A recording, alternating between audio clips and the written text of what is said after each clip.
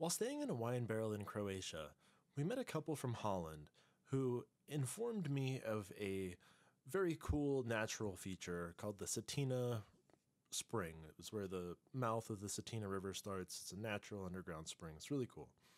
They told us about that. I was intrigued, so I started driving towards the Cetina Spring. On the way there, I saw this castle on a cliff overlooking the town of Vrlika. And I tried to figure out a way to get up to the castle. Turns out there's a small road, a very narrow road, that will take you all the way to a little parking lot by the castle. I explored the castle. The castle was really cool. There was no one there. There was no entry fee. You could just walk in, and you could tell that it was absolutely amazing in its heyday. It was a true feat of construction, given the location, given how thick the walls were. It was a true feat. The views overlooking the town of Vrlika were amazing. You could see one of the biggest lakes in Croatia. You could see a bit of the river, and it was all mountains behind you and to the side of you, and out front it was a very large valley that eventually went to other mountains up by Bosnia. There was really no information at the castle itself about the history of the castle, and upon doing research, it didn't really look like there was a whole lot of very interesting information regarding the castle. There was a lot of typical royal subversion and changing of hands and just your normal like royal backstabbing type stuff.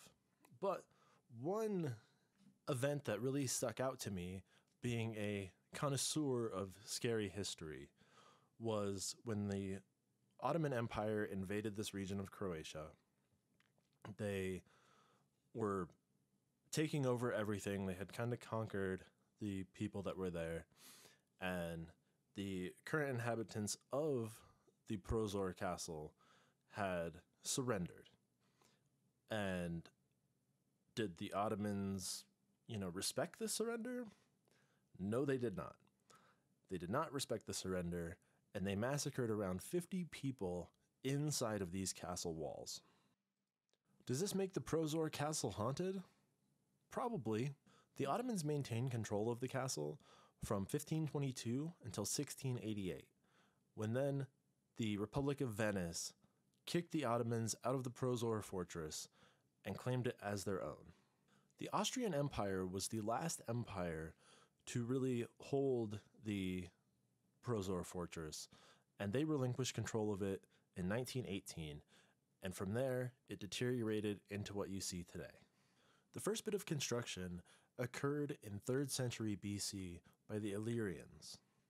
At its height, the Prozor fortress had a very tall keep or dungeon, around which an open court with houses and a chapel were built.